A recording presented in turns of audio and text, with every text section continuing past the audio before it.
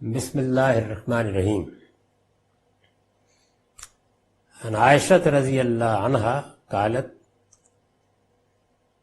سأحدثكم بما رأيته فعل خرج رسول اللہ صلی اللہ علیہ وسلم فی بعض مغازیہ وكنت أتحين كفوله فأخذت نمطا كان لنا فسترته على الأرض فلما جاء استقبلته فقلت السلام علیک یا رسول اللہ ورحمۃ اللہ وبرکاتہ الحمد للہ الذی اعزک واکرمک فنظر الی البیت فرأى النمط فلم يرد علی شیئا ورأیت الکراہیۃ فی وجهه فأتى النمط حتى هتك ثم قال ان اللہ لم یامرنا فیما رزقنا ان نکسو الحجارۃ واللبن قالت فقطعته وجعلته وسادتين وحشوتهما لیفا فلم ينكر ذلك علی. سیدہ عائشہ رضی اللہ عنہ کی روایت ہے، وہ کہتی ہیں کہ ایک موقع پر حضور نے کیا کیا میں وہ تمہیں بتاتی ہوں. یعنی سوال کیا گیا ہے تو اس کے جواب میں انہوں نے یہ فرمایا، میں تمہیں بتاتی ہوں کہ ایک موقع پر آپ نے کیا کیا تھا جو میں نے دیکھا ہے. یعنی میرے سامنے یہ واقعہ ہوا. رسول اللہ صلی اللہ علیہ وسلم کسی غزوے کے لیے نکلے، میں آپ کے لوٹنے کی منتظر تھی، سو میں نے اپنے ہاں سے ایک کپڑا لیا اور گھر کے ساز و سامان کو اس سے ڈھانک دیا.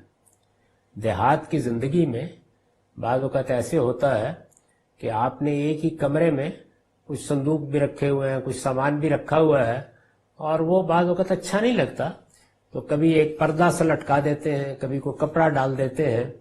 دیہاتی زندگی میں ہم نے ان سب چیزوں کو خود آنکھوں سے دیکھا ہے، تو ایسا ہی انہوں نے کیا. پھر جب آپ تشریف لائے تو میں استقبال کے لیے بڑھی اور عرض کیا یا رسول اللہ آپ پر سلامتی اور اللہ کی رحمت اور اس کی برکتیں ہوں. اللہ کا شکر ہے جس نے آپ کو عزت و اکرام سے نوازا. ظاہر ہے کہ آپ کسی غزوے کے لیے تشریف لے گئے تھے. تو انہوں نے استقبال کیا، آپ کے لیے دعا کی، اور پھر اس کے بعد اس بات پر شکر کا اظہار کیا کہ آپ کامیاب ہو کر کامران ہو کر واپس آئے ہیں. وہ یہ استقبال کر رہی تھیں، لیکن آپ کی نگاہ گھر کے اندر پڑی. اس پر آپ نے گھر کی طرف دیکھا اور آپ کی نظر اس کپڑے پر پڑی تو آپ نے مجھے کوئی جواب نہیں دیا. ظاہر ہے کہ اس کے جواب میں آپ کو وعلیکم السلام کہنا تھا، یا مسکرا کے دیکھنا تھا، یا شکریہ ادا کرنا تھا، یا کوئی اور التفات کی بات کہنی تھی. لیکن وہ یہ کہتی ہیں کہ مجھے کوئی جواب نہیں دیا آپ نے، بلکہ میں نے محسوس کیا کہ آپ کے چہرے پر ناگواری ہے. یعنی کوئی بات آپ کو ناپسند گزری ہے، کسی چیز کو آپ نے اچھا نہیں سمجھا. چنانچہ آپ اس کپڑے کے پاس آئے اور اس کو اتار ڈالا. حتی ہتکہ اصل میں الفاظ ہے، یعنی گویا کھینچ کے آپ نے اس کو پھینک دیا، اتار ڈالا. پھر فرمایا اللہ نے جو رزق ہمیں دیا ہے اس کے بارے میں یہ نہیں کہا ہے کہ ہم اس سے اینٹ اور پتھر کو کپڑا پہنایا کریں. اس سے یہ معلوم ہوتا ہے کہ دیوار کے ساتھ پردہ لٹکا کے انہوں نے اس سامان کو ڈھانپ دیا تھا. تو آپ نے یہ فرمایا کہ یہ اس لیے نہیں رزق دیا گیا ہمیں کہ ہم دیواروں کو اس سے ڈھانپیں. سیدہ کا بیان ہے کہ پھر میں نے اس کو کاٹا، یعنی وہ انہوں نے کپڑا لیا، اس کو کاٹا اور اس سے 2 تکیے بنائے، اور میں نے ان میں کھجور کی چھال بھر دی. تو نبی صلی اللہ علیہ وسلم نے اس پر مجھے کوئی نکیر نہیں فرمائی. یعنی وہ کپڑا ہے، ایک اس کا استعمال تھا جس پر رسالت مآب صلی اللہ علیہ وسلم نے ناگواری کا اظہار فرمایا، اس کا استعمال تبدیل کر دیا گیا تو ایک دوسری صورت پیدا ہو گئی. تو یہ روایتیں جس باب میں نے رکھی ہیں اس کی میں وضاحت کر چکا ہوں، اس کا خلاصہ بھی آگے چل کے کر دوں گا.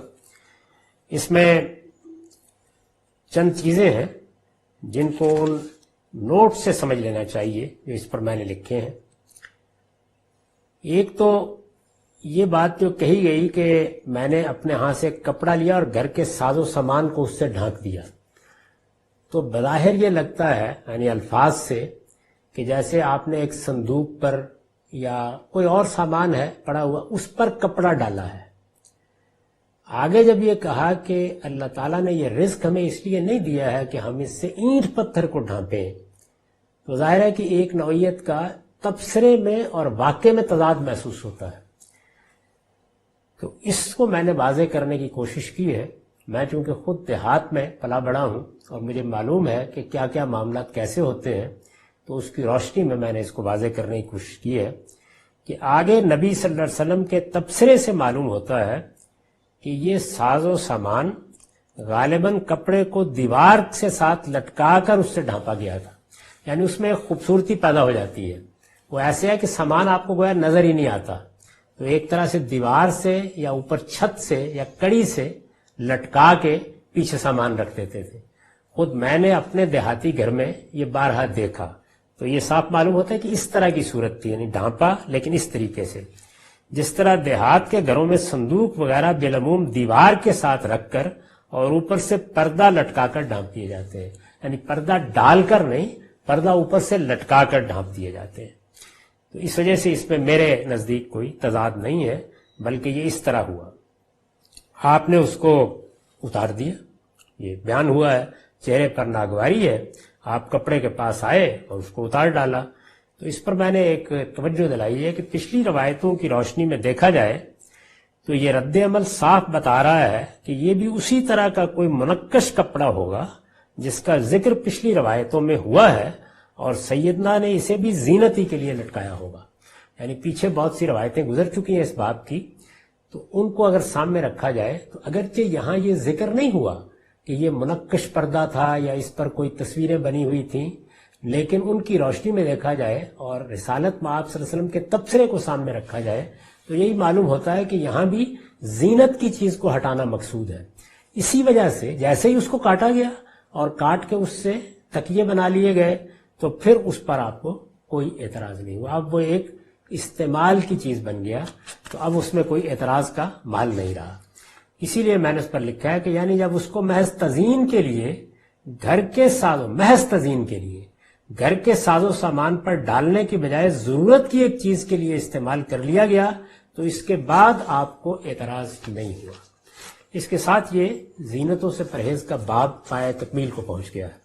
اس کا خلاصہ کیا ہے؟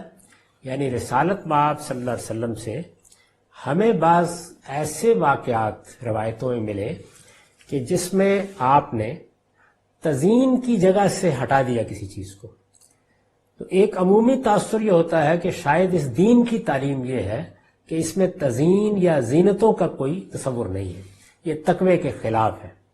تو میں نے یہ بتایا کہ اگر روایتوں کو یہاں سے لیا جائے گا تو یہ قرآن مجید کے بالکل خلاف ہو جائے گا، اس لیے کہ قرآن مجید نے سورہ اعراف میں زینتوں کے بارے میں اللہ تعالیٰ کا منشا نہایت تفصیل کے ساتھ بیان کر دیا ہے. ہمیں جو دین دیا گیا ہے اس میں انسان جس طرح اپنی ضرورت کو پورا کرتا ہے، اسی طرح اگر وہ اسراف اور فضول خرچی سے کام نہ لے تو اپنی حصے جمالیات کی تسکین کے لیے زینتوں کا اہتمام بھی کرتا ہے. اور میں نے واضح کیا ہے بیان میں کہ یہ زینتیں کلام میں بھی ہوتی ہیں، یہ گفتگو میں بھی ہوتی ہیں، یہ لباس میں بھی ہوتی ہیں، یہ گھروں میں بھی ہوتی ہیں، اور یہ دور جدید کے شہروں میں بھی ہوتی ہیں. یعنی ان زینتوں کے دائرے بہت سے ہیں، یہ سب بالکل جائز ہے اگر ان میں کوئی اسراف نہیں. تاہم رسالت مآب صلی اللہ علیہ وسلم نے ایک رویے کا اظہار کیا. اس رویے کا اظہار مکے میں نہیں ہوا، اس کا آخری زمانے کے مدینے میں بھی نہیں ہوگا. اس کے واقعات آ جائیں گے سامنے. یہ ایک دور ہے جس میں ہوا ہے، اور جب یہ ہوا ہے تو یہ ہر چیز میں ہوا ہے، کھانے پینے میں بھی ہوا ہے. تو میں نے یہ بتایا ہے کہ اب یہ دیکھنا پڑے گا کہ پھر اس کا محل کیا ہے کہ جہاں رسالت مآب صلی اللہ علیہ وسلم اس شدت کے ساتھ یہ کہہ رہے ہیں کہ جو ہمارے پاس رزق ہے یہ اس لیے نہیں ہے، یعنی ہمیں زینت کا کوئی کام نہیں کرنا. ہاں ضرورت کا کوئی معاملہ ہے تو ٹھیک ہے، وہاں تک گوارا کیا جائے گا.